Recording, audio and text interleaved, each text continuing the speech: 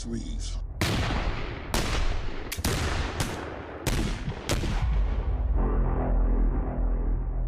What do you want? Now, that ain't no way to greet visitors. Just keep on riding. I don't think so, ma'am. We're gonna stay for a while. Why did they get in their way? I assume you're a lawman? Federal Marshal. You leaving again now? Wherever this dollar ball goes, he leaves trail of bodies behind.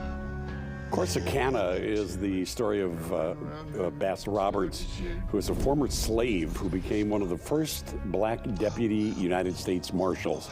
He's also the man believed by many historians to have inspired the story of the Lone Ranger.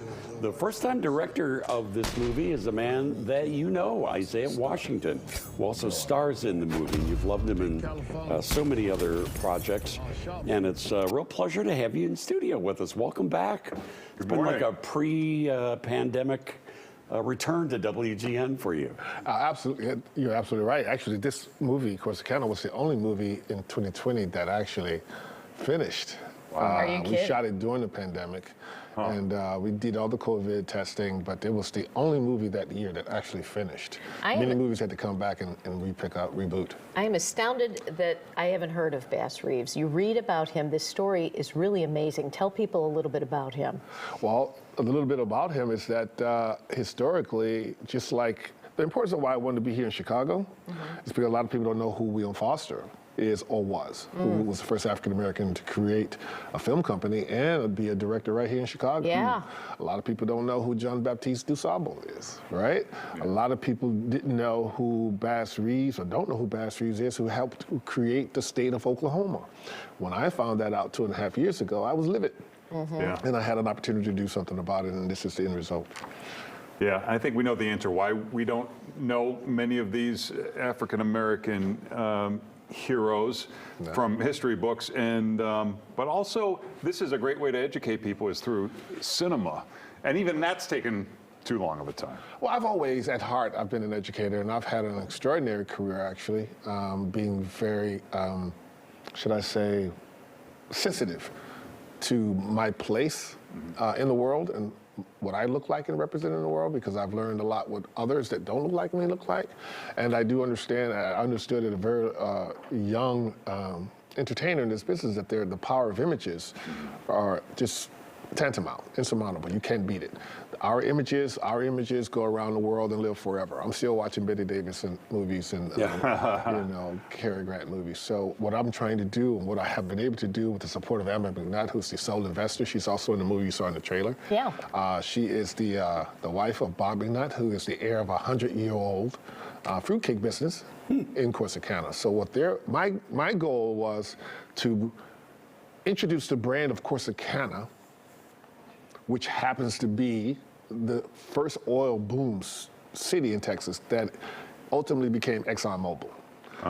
So you have two unknown histories, Bass Reeves and the history of Corsicana, that I was put the task to find a balance to introduce that no one really have any information about. But once you see the movie in 1 hour and 42 minutes, I'm happy to say that I've educated you more than you would ever know inside the storytelling. And that's the Amber McNutt and her kids, they're all in the movie. Yes, fantastic. I'm a little surprised that you're just now making your directorial debut with your long career. It seems like, you know, that you would have dabbled into that a little bit. What was that I never like? wanted to be a director. You All the never directors I worked with were just absolutely horrible. They were like gods. And I didn't want to be a horrible god. Well, that's why actors are like, these directors are horrible. Let me show you how to do it the right way. I always wanted to be a producer. I always, even with Love Jones here, when I was shooting Love Jones here in '96, I would always show up on the set.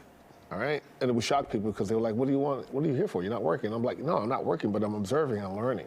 I've always wanted to own my own content one day. And I remember a producer laughed at me when I was on the set of Ally McBeal. He laughed. He said, you want to own you want to own your own content? You want to own your own library? He laughed. He got kicked out of town like a year later, gave me his little coin and said, man, I apologize for that. I wish you luck as a producer. So I never wanted to be a director. I literally was chosen for this opportunity, I believe, by the universe because, one, it was going to shut down. The original director left with creative differences. They tried to get another director, didn't work out. And I didn't want 40 people to lose their jobs, man. Yeah. And I certainly didn't want to go back to COVID shut down Los No. Angeles after being impregnated with 22 days of Bass Reeves information. So she agreed to my vision. I rewrote everything that's Bass Reeves in here, I wrote. That's what I was going to ask. Like, no one's going to watch this movie and say, oh, clearly a black person directed this, but what is it that you wanted to bring that you think maybe a white director would have missed? The fact that you don't know who Bass Reeves is. The fact that intentionally he was whitewashed. Lone Ranger, intentionally whitewashed. That's who the Lone Ranger was based on. 100%. I even believe in the timeline that Sherlock Holmes was inspired by Bass Reeves. Even 1883, even Sam Elliott, mustache, Right? was taken from Bass Reeves. Wow. But even when I grew up in Texas, I had these good old boys, because I rodeoed, and law enforcement talk about Bass Reeves, and they didn't look like me, so I assumed he was white. Wow. But they talked about him as if he was a god. Yeah. But, you know, you still have people that believe that Jesus is white, and that's okay. But what I found out is that it didn't matter what color he was. Why did I not know about his legacy and his exploits, making 3,000 felony arrests that you can't even do? I met a U.S. Marshal that only made 2,500 in 25 years, 2,500 federal arrests with all the technology in the world. And this man was illiterate. Okay? So just his story alone, to me, I convinced the producers that I thought was probably a little more compelling for our time than promoting an oil business with gas that's like $6 a gallon right now. It's an unbelievable the story. timing of it is like, she's like, but no, we need to talk about the Texas oil. And I'm like, yeah, but let me add this other compelling story in there. And now just looking back where we are with the economy, it probably would have been a bit of a harder sell to talk about oil booming town when people are sitting here struggling with gas prices. You have to tell more of these stories, but in the meantime, there is a screening and a Q&A for Corsicana tomorrow night at 6 o'clock at the Showplace Icon Theater in the South Loop, 1011 South Delano. You can also check it out at Cinema Chatham Theater starting on Thursday. And you can meet Isaiah at White Smoke and Ash this evening in Crest Hill. It's great to see you. Thank you so much for coming in. Thank you for your time, Dean. Thanks, Happy Isaiah. holidays. Fascinating story.